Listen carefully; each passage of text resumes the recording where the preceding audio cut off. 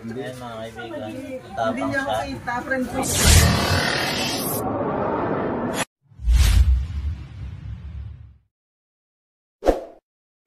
Kapagpalang kayo sa inyo lahat mga kaibigan. Nandito po tayo sa Palali Elementary School. At tinawagan po tayo nila sir at nila ma'am.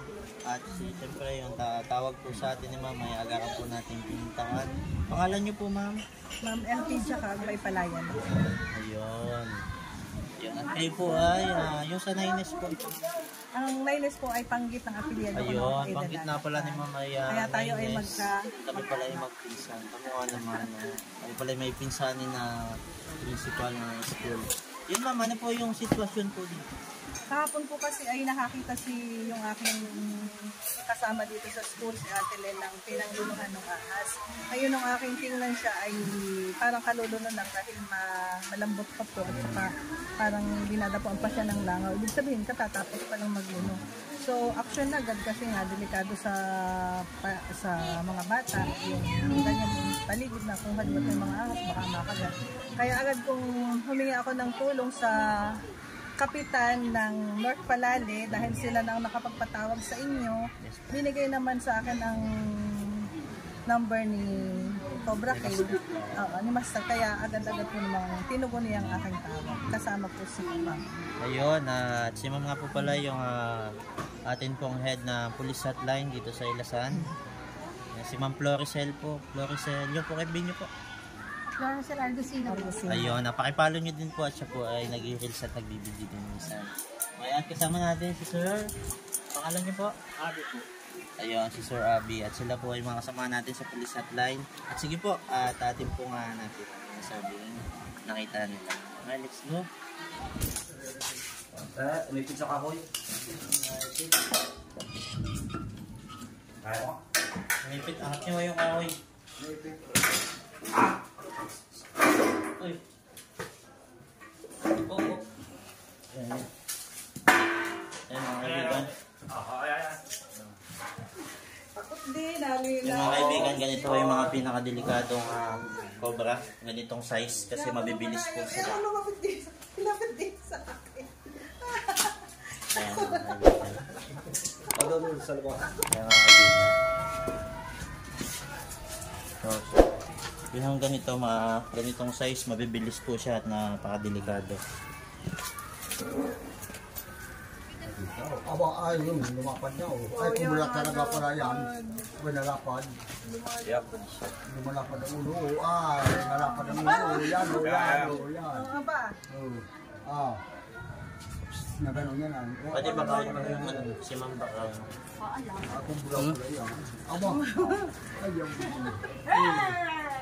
Nakahanda kayo. Nalapad ang ulo. Oh, nakatila siya. Mami, pwede po na ba? Ayan mga kaibigan. Hindi niya ako kita, friend ko yan eh. Alaga ko yan ng gano'ng katagal. Nalapad ang ulo. Ang grabe. Ako meron parang.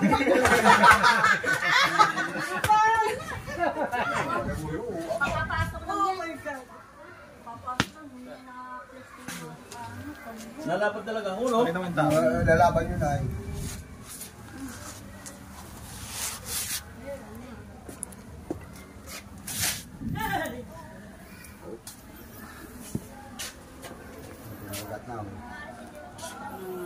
Kailangan siyang kumagat mga kaibigan. Ayan, para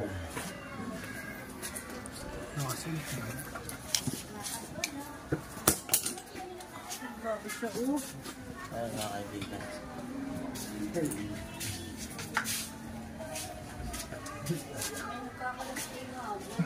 Baka nasa loob na kasi meron pa. Sakay kami po. Sila ma'am. Mga dadala ang Ay, thank you Lord at ikaw ay nakuha. Ayan po, bali aliwatin pa natin yung ibang tambak doon para baka meron pa siyang kasamahan mga kaibigan. Mga kapatid yan. Pero huwag kalimutang mag-subscribe at kasi masyado na mahaba yung ating video para ma-notify kayo sa kasunod na video na hanapin pa natin mga kaibigan. Pa-click po notification bell para lagi kayo ma-notify. Maraming salamat. Basta niluruan niyo ako ng latin. Hindi ko ako.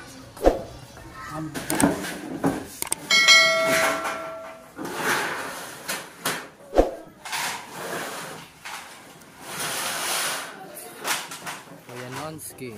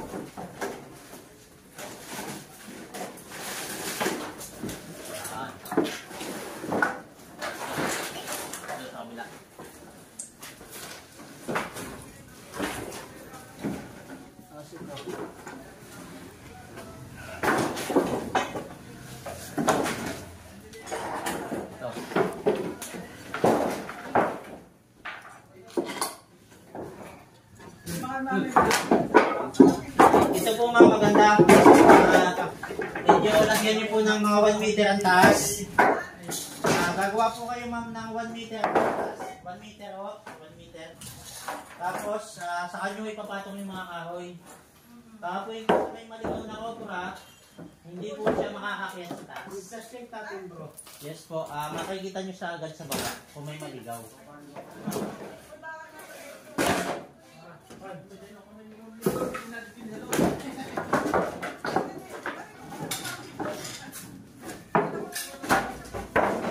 At saka, ang maganda po nun, hindi siya titira ng dagat kung siya yung ito po, mga pinagbahay ng dagat yung galing.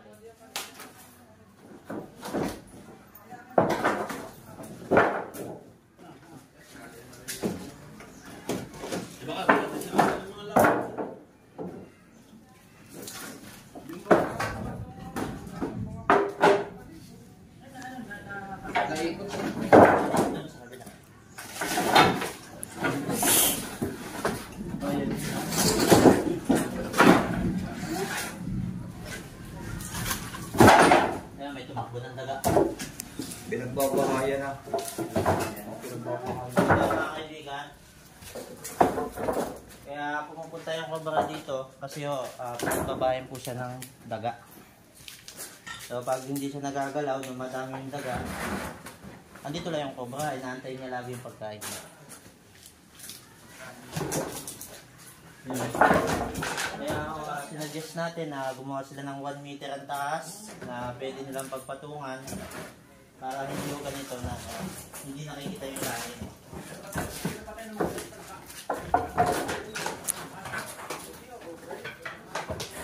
Kaya mga kaibigan, mabuti naman isa lang mo yung cobra na nandito.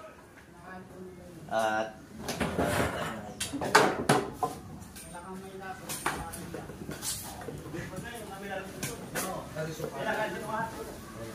Shout out ka. Shoutout sa asawa ko. Diyan ka na. ma'am, isa lang po yung nakita natin dito sa mismong tambak. So yun na lang po, 1 meter ang taas, tapos doon siya ipapatong. Yung kahoy para hindi siya kita agad siya. Yes po, hindi po matataguan ng daga, hindi din po pupunta yung cobra. At hindi po basta-basta makakataas ang cobra sa 1 meter ang taas. Ibig sabihin din, siya pang baba lang, hindi Yes, hindi siya, kumbaga, depende lang po kung yung 1 meter na taas, nilagyan nyo ng nakasandal na kahoy, ikot po siya dun pataas. So, nyo lang po kaya Talaga pa lang siya Thank you. sa baba. babalaan. Salamat po. Salamat po. Ay, hindi na Salamat sa inyong agarang pagtugon sa aming panawagan. Salamat po ma'am. Salamat rin po sa pag-invite po sa amin, sa pagtitiwala po sa team. Mga teacher po natin. Wala po Paano niyo po nadidetect yung paghahanap po ng detect po. Unang-una po yung sa mga input po ng corpora at saka po minsan sa pinagbalatan. Mga anong season po yung halimbawa nadami po yung mga ganyang mga obra? Dati po March, kaya lang po ngayon, paiba-iba na nga po yung panahon natin. Kahit ngayon, mga September hanggang November. At kaya ho dumadami lalo, kinigiba po yung mga ginagawang kalimam. Siguro din sila nagkakaroon ng mga puzzles. Yes, bumangat. Saka po yung mga pagbaha, yung mga pagbaha po natin, nadadala yung mga pagpapabay. Hindi ba mahirap pumuli ng obra? Or Medyo, yung sa mga ibang species, mga ahas, hindi ba medyo mahirap? nung una po ma'am, talagang mahirap. Tulad po tayo, basit po ako babae nyo. Ang hirap po sa banda sa akin kasi, kaya lang wala akong ibang tatayo, naglakas loob na po ako na matuto para meron tayo dito sa Tayabas na talagang tatayo in case mabilis agad mapuntahan. Yes po. Ako po ay Naines ang apelyido.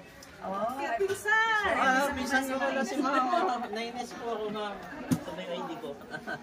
Kami naman po At ito sakyan. at kayo po ay napapadpad sa amin. Pero doon po sa aming bahay, kaya siguro last 3 years, last 3 weeks po pala, sa Calmar po, parang pumunta din po si Cobra King dun sa malapit po sa amin. Kasi meron din daw po pumasok dun sa bahay ng may Cobra. Ayun po, medyo napasyalan na din po yung Cobra King sa Calmar dito po sa Tayabas po. Lovely Meadows. Yun po, Lovely Tayo Meadows. po ay magkapit-bahay ma'am. Ako po ay dun sa row house. Sa row house ka po.